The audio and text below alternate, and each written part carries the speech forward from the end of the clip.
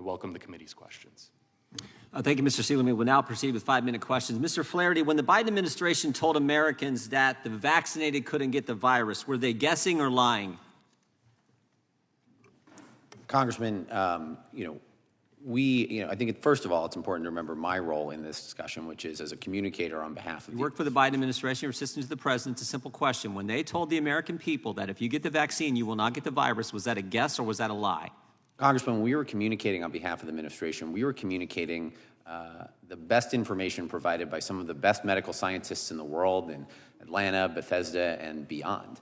Our role is let me ask you a simple question. Can the people who got the vaccine, could they still get the virus? Congressman, again, I'm not here as a medical expert. No, that's just common.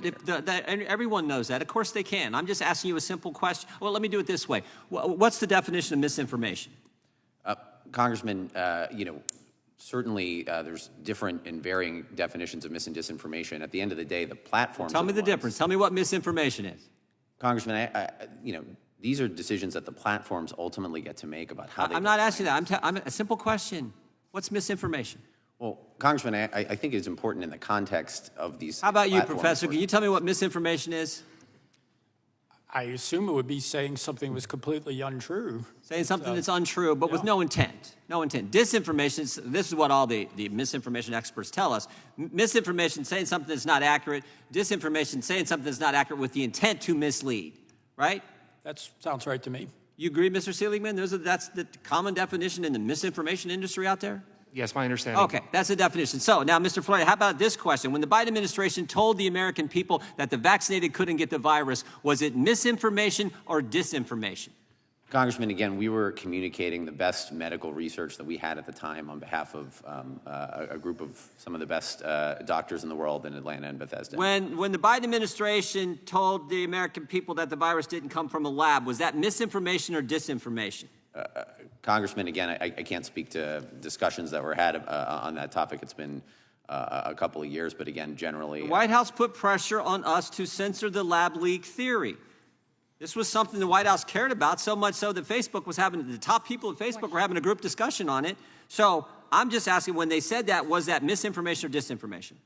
Congressman, I can't recall the specific example. When the Biden administration said that masks work, was that misinformation or disinformation? Again, Congressman, we were communicating the best research at the time, but I also believe that was a discussion that began in the previous administration as well. How about what Professor Zawicki brought up, Mr. Flaherty? When the White House said there was no such thing as natural immunity, was that misinformation or disinformation? Again, Congressman, I am not a medical expert, and my job was to communicate on behalf of a team of medical experts. So you weren't a medical expert, but you could suggest to Facebook that they needed to change their algorithm so that the American people would not see stuff from the Daily Wire. They'd only see stuff from the New York Times. You can do that, but you can't tell me if they were guessing or lying when they said something that was absolutely not true. Well, again, Congressman, my role was as a communicator on behalf of the best information available, and the role of the platforms was to have a set of policies that they enforced on their own.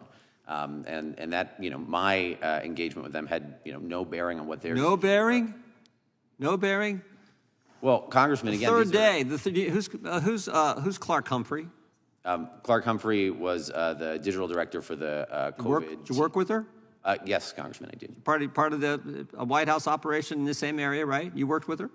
Congressman, she worked in a similar area. Yeah, okay. And so when she said on the third day of the Biden administration wanted to flag the below tweet, wondering if you can get moving on the process for having it removed ASAP. That's not trying to impact what the platforms do. That's not telling the platform what kind of speech can be out there. Congressman, again, we had the ability to flag whatever we wanted, and the platforms had an ability to say no. I can't speak to whether or not they took any action on the particular— Well, no, if they said no, they get the President of the United States says that Facebook's killing people. They obviously felt the pressure. That's why they're having that group text conversation. How about this one? When the Biden administration told the American people the border is secure, was that misinformation or disinformation?